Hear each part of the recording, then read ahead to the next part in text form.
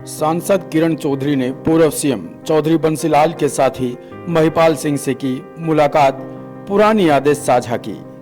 बोली, हरियाणा की राजनीति में बंसीलाल और उनके साथियों का योगदान अमूल्य है।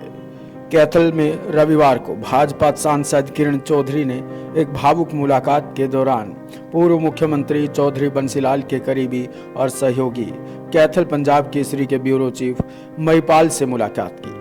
उनके आवास पर हुई इस मुलाकात में किरण चौधरी ने अपने दिवंगत पति सुरेंद्र सिंह की यादों को ताज़ा किया।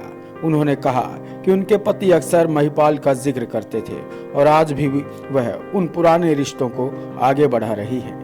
महिपाल सिंह ने स्वर्गीय सुरेंद्र सिंह के पुराने किस्से साझा किए, जिसे सुनकर किरण चौधरी भावुक भी हो गई और इन मुलाकात में महिपाल के परिवार के साथ भोजन भी किया। पार्टी कार्यकर्ताओं से मिलकर कई सुझावों पर चर्चा की।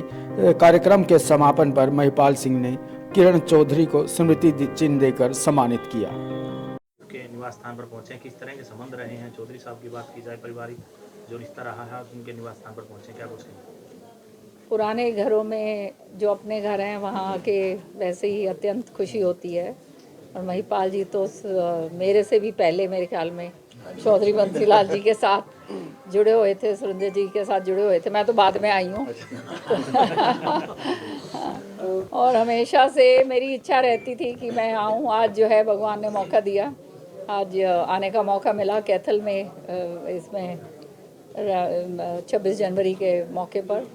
तो महिपाल जी तो के घर में आई हूँ, बहुत अच्छा लगा। अपना परिवार में जब भी आते हैं तो खुशी होती है।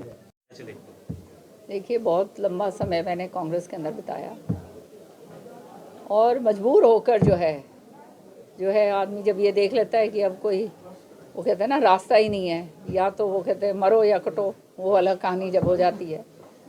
वो देखते हुए जो है मैं आई और मुझे बहुत मान सम्मान भाजपा के शीर्ष नेतृत्व ने, माननीय प्रधानमंत्री जी ने दिया है। मैं तहे दिल से आभारी हूँ और जितनी जीवन है अब सेवा करनी है समर्पित होकर एक भाजपा की कार्यकर्ता के नाते। देखिए, भाजपा एक संगठित पार्टी, कांग्रेस जो है अपना रास्ता खो बैठी है। सच्चाई है, ना तो नियत है, ना कोई नियति रह गई है और ना नेता है।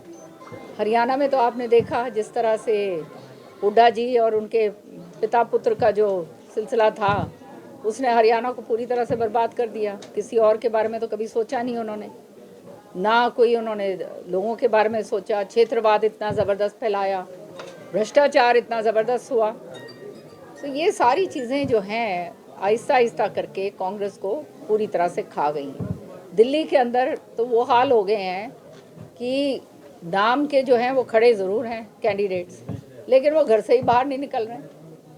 तो जैसे यूपी में हालात हुए हैं वही हाल दिल्ली में हो गए हैं और आने वाले समय में हरियाणा में भी जो है यही हाल होने जा रहे हैं, क्योंकि इनके जो है सामने नज़र ही आ रहा, अभी तक जो है नेता प्रतिपक्ष नहीं चुना गया।